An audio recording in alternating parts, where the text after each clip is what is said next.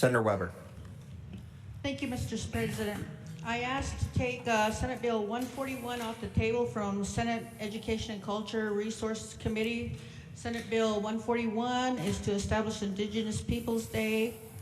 I feel that it didn't get a full debate. There were 39 people who spoke in support of the bill. There were no opponents. These 39 people came from all over the state of Montana to support 141, and they deserve to understand why the bill was tabled. I urge a yes vote on this motion. Thank you. So the motion from Senator Weber is to move Senate Bill 141 to second reading. I will take 2 proponents and 2 opponents.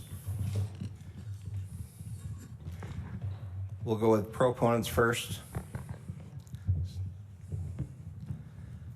Seeing none, we'll go with opponents. Senator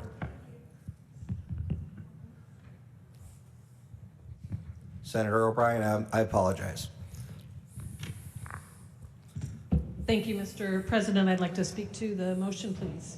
You may.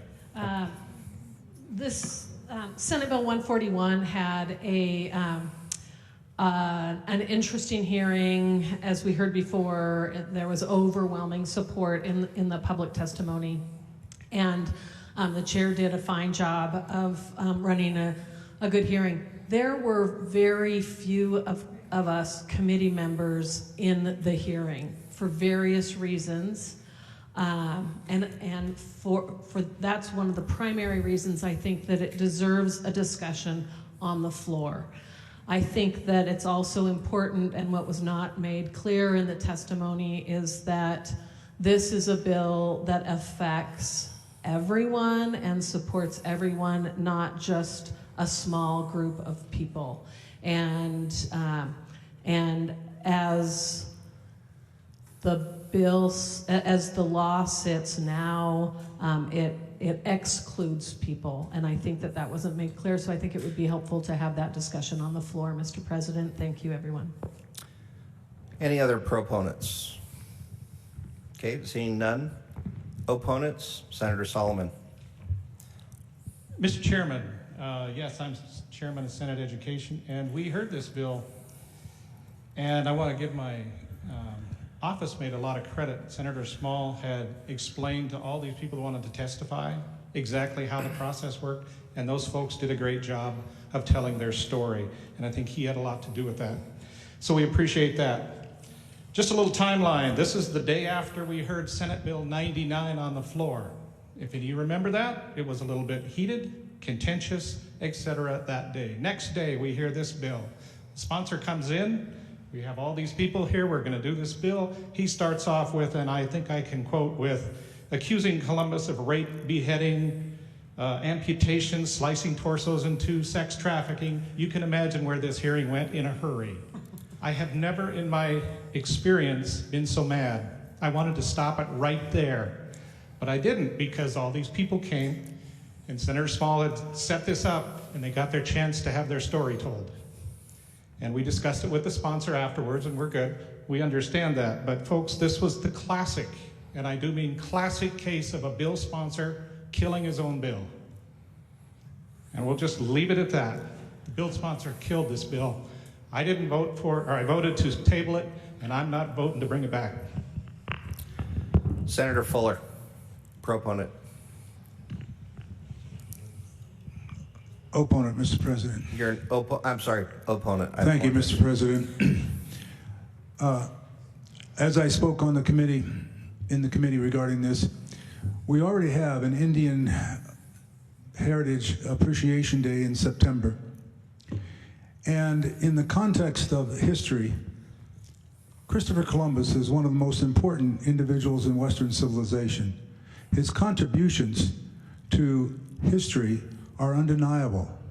Consequently, even though he may have been an equal opportunity tyrant. Senator, keep to the motion. Okay, I believe that this bill is unnecessary.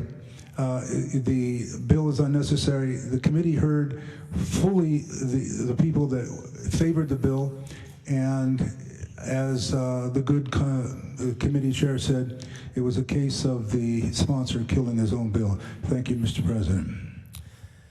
Okay, I'm actually going to go back now to proponents. We had somebody clock in late, but I think everybody gets their view out here. Senator Morsha. Thank you, Mr. Chair.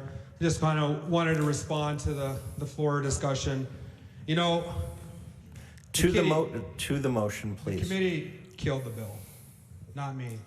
And I don't know how you have a discussion about someone who was identified historically during his time to have done things that were not part of the norm without actually talking about those things. I don't think we can have discussions about things and hide history and whitewash history. I did apologize to the chair of the committee because it did make him uncomfortable and unhappy, but I did not feel like I was sensationalizing things, and it was not intended to be sensationalized. I was trying to merely talk about facts on this particular issue.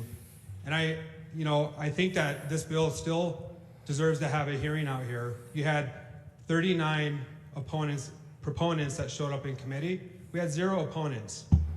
I think the messaging is very clear that we want to have a day that celebrates everybody in this room and your indigeneity.